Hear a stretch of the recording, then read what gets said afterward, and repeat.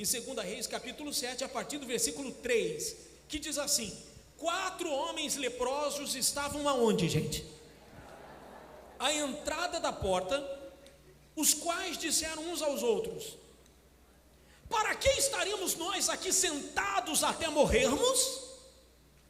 Se dissermos, entremos na cidade, há fome na cidade, e morreremos lá. Se ficarmos sentados aqui, também morreremos. Em outras palavras, se correr o bicho pega, se ficar o bicho come. Alguma coisa a gente tem que fazer. Se entrar na cidade, morre de fome. Se ficar sentado aqui, vai morrer de qualquer jeito. Então a gente tem que fazer alguma coisa. Ou seja, eles começaram o que, gente? Pensar. O ser humano só começa a mudar de vida quando ele começa a pensar. Se ele não pensa, ele não sai do lugar. Quando você entra na igreja e ouve uma palavra, você tem que pensar no que você está ouvindo, porque aquilo tem um propósito para você e para a sua vida tão grande, que pode mudar a sua história do dia para a noite. Amém, gente? Então eles começaram a pensar: pô, se a gente entrar na cidade, morre de fome. Se ficar parado, a gente morre também. Aí, versículo 4, repetindo: se dissermos, entremos na cidade, a fome da cidade, morreremos lá. Se ficarmos sentados aqui, também morreremos. Vamos, pois, agora, e demos conosco no arraial dos Círios, e se nos deixarem viver, viveremos. Se nos matarem, tão somente morreremos. Eu continuo a leitura aqui na Bíblia. Levantaram-se ao anoitecer, estes mesmos homens, os leprosos, né? Levantaram-se ao anoitecer para se dirigirem ao arraial dos Círios. E tendo chegado à entrada do arraial, eis que não havia lá ninguém, porque o Senhor fizera ouvir no arraial dos Círios um ruído de carros e de cavalos, e um ruído de um grande exército, de maneira que disseram uns aos outros: eis que o rei de Israel alugou contra nós os reis dos heteus e os reis dos egípcios, para virem contra nós. Pelo que se levantaram e, fugindo ao anoitecer, deixaram as suas tendas, seus cavalos, seus jumentos e o arraial como estava, e fugiram para salvar a sua vida. Chegando, pois, aqueles leprosos à entrada do arraial, entraram numa tenda e comeram e beberam, e tomaram dali prata e ouro e vestes, e se foram, e os esconderam. Voltaram e entraram em outra tenda, e dali também tomaram alguma coisa e a esconderam. Diga graças a Deus. Eu vou te dizer uma coisa: a gente vem falando todos os dias sobre o poder da decisão. A única coisa que Deus não tirou do ser humano é o poder do quê? De decidir o que Ele quer da vida. Você vê que Deus, Ele não se intromete na vida de uma pessoa enquanto Ele não é convidado para isso. Então, o ser humano tem o poder de decidir se ele quer Deus ou se ele quer o mundo. Ele tem o poder de decidir se ele quer continuar doente ou se ele quer ficar curado. Ele tem o poder de decidir se ele quer viver na miséria ou se ele quer prosperar. Ele tem o poder de decidir se o casamento vai continuar um inferno ou se ele vai mudar a história daquele casamento. Então esse poder é do homem e Deus não se intromete nisso. Ora, quem decidiu tocar no fruto proibido foi Eva, não foi Deus e nem o diabo. O diabo só falou, mas quem decidiu foi quem? Foi Eva. A culpa foi de quem? Dela. A decisão foi dela. A decisão não foi nem de Deus e nem do diabo. Então o poder de decisão está dentro de nós. Eu decido como eu quero que seja a minha vida. Por isso que a coisa começa a funcionar quando eu começo a pensar. Eles começaram a pensar. Qual era a situação de Israel nessa época? Se você ler depois em casa com calma o capítulo 6 inteiro, que é um capítulo anterior a esse, você vai ver que Israel estava cercada. Então, como que eles faziam no passado na guerra? Como a cidade, ela não era tão grande, então o exército inimigo vinha e eles cercavam as entradas e saídas da cidade, de maneira que ninguém podia sair e ninguém podia entrar. Então o inimigo tinha cercado Israel. Ninguém conseguia sair, ninguém conseguia entrar. O problema não eram os primeiros dias e nem as primeiras semanas. O problema é que o tempo foi passando e do lado de dentro a comida começou o quê? Começou a faltar. A água começou a faltar. Então a situação foi ficando cada vez mais apertada. Era uma estratégia do exército que estava do lado de fora, para quem estava do lado de dentro se render e falar: olha, eu desisto, pode entrar, a cidade é de vocês. E não é assim que o diabo trabalha, gente. Não é assim que esse desgraçado trabalha. Ele vai cercando a pessoa de tal maneira. É problema sentimental, é problema na família, é problema financeiro, é problema de saúde. Ele vai cercando, cercando, cercando de maneira que para todos os lados para onde a pessoa olha, ela só enxerga o quê? Problema. E a questão não é o começo, porque no começo todo mundo aguenta bem. O problema vai passando um dia, vai passando uma semana, vai passando 2 semanas, vai passando um mês, vai passando um semestre. Daqui a pouco a pessoa, coitada, a situação vai apertando, apertando, apertando, apertando, apertando, apertando tanto que ela já fica desesperada, ela já não sabe mais o que fazer. Ela está quase se rendendo ao inimigo, ela está quase se entregando. Diga, está amarrado em nome de Jesus. Vê se a pessoa do seu lado não está dormindo. Pelo amor de Deus, não deixa ela dormir, não. Vigia ela aí para mim. Isso, vigia ela aí, por favor. Mas qual era o problema? Qual era o problema? A situação ficou tão difícil que o preço do alimento foi aonde? Lá em cima. Então se vendia a cabeça de um jumento por 80 peças de prata. Só tinha acesso à comida quem era rico. Vendia um pouquinho de esterco de pombo por 5 peças de prata. Até para comprar esterco o camarada tinha que ter dinheiro. Olha que situação difícil. Quem era pobre não tinha de onde comer. Então as mães começaram a matar os próprios filhos e fazer o quê? Assar o filho e comer a própria criança. Está na Bíblia, eu não estou inventando. Leia, 2 Reis 6. Um dia o rei de Israel estava passando no muro e estava lá 2 mulheres brigando, uma puxando o cabelo da outra, se descabelando. Ele falou: ei, o que está acontecendo aí? A mulher falou: rei, essa mulher mandou matar meu filho ontem e assar ele para a gente comer. Ela disse que hoje ia matar o dela e hoje ela não quer matar. Olha a situação que o povo de Deus chegou. Mas eu vou te dizer por quê. Porque aquele povo estava como, gente? Como? Sentado. O rei estava como? Sentado, comandante. No palácio não faltava nada para ele. Desculpa a maneira vulgar de falar, que se dane o povo. Aqui no meu reino, no meu palácio, tem comida, tem bebida, tem tudo bom e melhor. O profeta Eliseu também estava como? Sentado com os anciãos da cidade.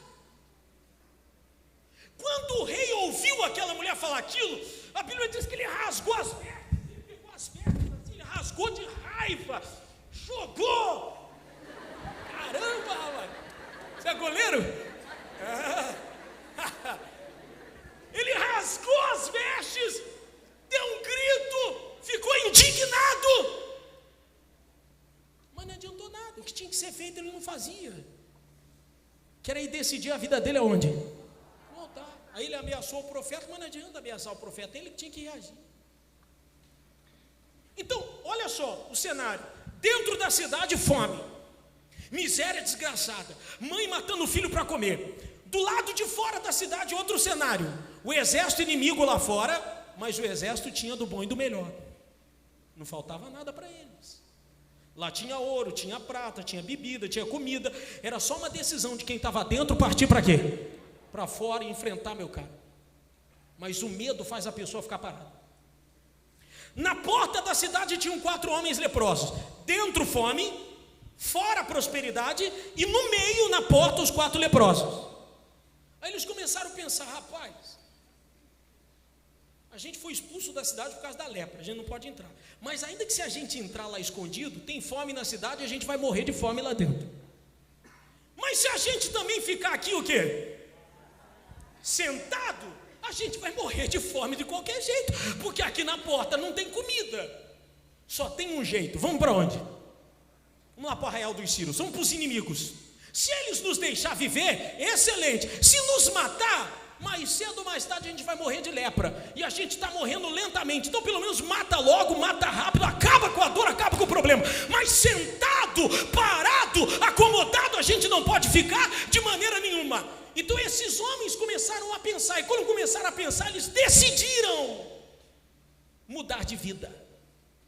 Quem está entendendo onde quero chegar, levante as mãos, já abaixa e acorde quem está do seu lado, vigia ela, hein? Vigia ela aí, por favor. Então, enquanto eles estavam sentados, Deus não podia fazer nada. Mas quando uma pessoa se levanta, então Deus se levanta do trono.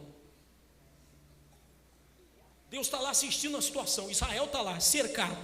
Deus não pode fazer nada, porque ninguém lá dentro faz nada. Deus só está esperando o quê? Um guerreiro se levantar, mas não tinha ninguém, nem o profeta se levantava. Então Deus viu 4 homens moribundos, que não tinha nada a ver com a história, nada a ver com a história. A história não era para ser dos 4 leprosos, a história era para ser a história do rei de Israel. Era para ele ser o personagem central da história, e não os leprosos. O porém é que ele não tomou atitude, então os 4 leprosos se tornaram o principal personagem da história. Se levantaram, você leu comigo aqui ainda há pouco, ou eu li para você, que quando eles se levantaram, imediatamente lá no arraial dos inimigos se ouviu um barulho do quê?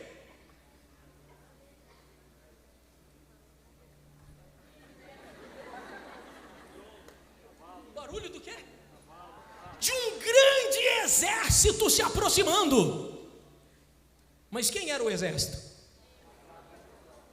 Os 4 leprosos se levantaram, entenda. Deus viu a atitude deles e imediatamente mandou de fato o exército, mas não um exército físico, um exército celestial, um exército de anjos. Significa dizer que quando uma pessoa se levanta para tomar uma atitude, ela já não se levanta sozinha, ela levanta acompanhada pelo quê, gente? Por um exército.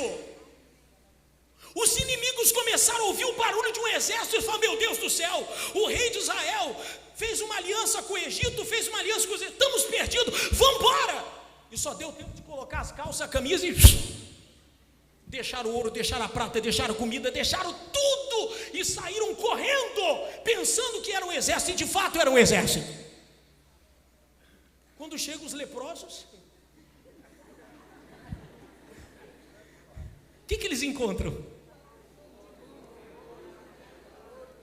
Comida até não aguentar mais, água até não aguentar mais. Você vê que eles comeram, vomitaram, comeram de volta, comeram, encheram a pança, depois pegaram comida e esconderam, voltaram lá, comeram até não aguentar mais, pegaram e esconderam, pegaram ouro, prata, pegaram tudo, porque eles tomaram o que, gente? Uma decisão de não ficar sentado. O problema, meu cara, é que tem um momento que a pessoa tem que fazer o que, gente? Deus que me perdoe, mas tem que pegar essa cadeira e fazer o quê? Quebrar de uma vez. Fala, quer saber de uma coisa? Esse comodismo, essa moleza, essa acomodação vai para o quinto dos infernos. Parado eu não vou ficar. Estou vendo lá minha casa cercada, poxa, o diabo desgraçado colocando o vício das drogas, eu vou ficar sentado aqui? Eu estou vendo meu casamento ruindo. A amante, cheia de pombagira, conseguiu tirar meu marido, e eu vou ficar aqui sentada, acomodada, enquanto ela toda semana está lá no terreiro fazendo macumba para amarrar o coração dele. Não estou nervoso não, fique tranquilo. Não queira me ver nervoso. Já ouvi dizer que baixinho quando fica nervoso é melhor ficar calmo. É ou não é, senhora? Mas não é uma realidade, gente. Então tem um momento que a pessoa tem que quebrar a cadeira do comodismo. Eliseu estava lá sentado com os anciãos. Pô, Deus contava com ele para mudar a vida daquele povo e estava lá sentado. O rei sentado, o povo sentado, e a vitória estava ali, olha, a 10 passos dele, era só abrir o portão e partir para a guerra. Por isso, quando a gente fala de campanha, a campanha está a 10 passos da pessoa, está entre ela e o quê? O altar. Vir para o altar pegar envelope é muito mais do que você fazer voto, é decisão de vida. Quando você se levanta da tua poltrona e vem até o altar, imediatamente um exército é mandado em seu favor. Quando você chegar em casa, você já não vai chegar sozinho. Um exército já foi na tua frente preparando o caminho para derrubar tudo. E você só vai chegar lá e desfrutar da vitória. Diga, tá ligado, em nome de Jesus. Você já amanhã, quando for trabalhar, já não vai mais sozinho. Já foi um exército na tua frente, preparando o caminho para você só chegar lá e desfrutar, tomar posse. Então Deus só precisa de alguém que faça o quê?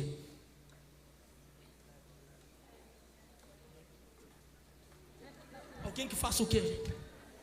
Se levante, reaja, decida a não ficar nessa situação. Alguém que diga assim: eu estou decidido a sair da miséria, eu estou decidido a mudar de vida, eu estou decidido a tirar meu filho das drogas, eu estou decidido a salvar meu casamento, eu estou decidido a mandar esse câncer para o quinto dos infernos. Esse câncer não vai tirar minha vida, porque meu Deus é maior que ele. Quando Deus encontra uma pessoa assim, já era. Ele está lá esperando alguém para levantar. Quando ele se levanta, ele já está em pé esperando ela para fazer a diferença. Em nome de Jesus. Amém, gente? O cego de Jericó, Bartimeu, estava lá a vida toda sentado pedindo esmola. Um dia ele ouviu falar que Jesus estava passando. O que ele fez? Deu um salto. A Bíblia diz que ele pulou, ele deu um salto e foi ter com Jesus. Acabou, resolveu o problema dele. Se ficasse sentado, ia continuar cego. A mulher hemorrágica ficou 12 anos dentro de casa sangrando, acomodada. Um dia ela ouviu dizer que estava passando um homem que podia resolver o problema dela. O que ela fez? Se levantou, quer saber de uma coisa? É tudo ou é nada. Se eu só tocar nesse homem, eu vou resolver meu problema. Quando ela se levantou e foi resolver o problema. Amém? É assim que Deus faz o milagre. É assim que Deus trabalha. Tem gente guerreira aí hoje? Tem gente guerreira aí hoje? Está sentado ainda por quê?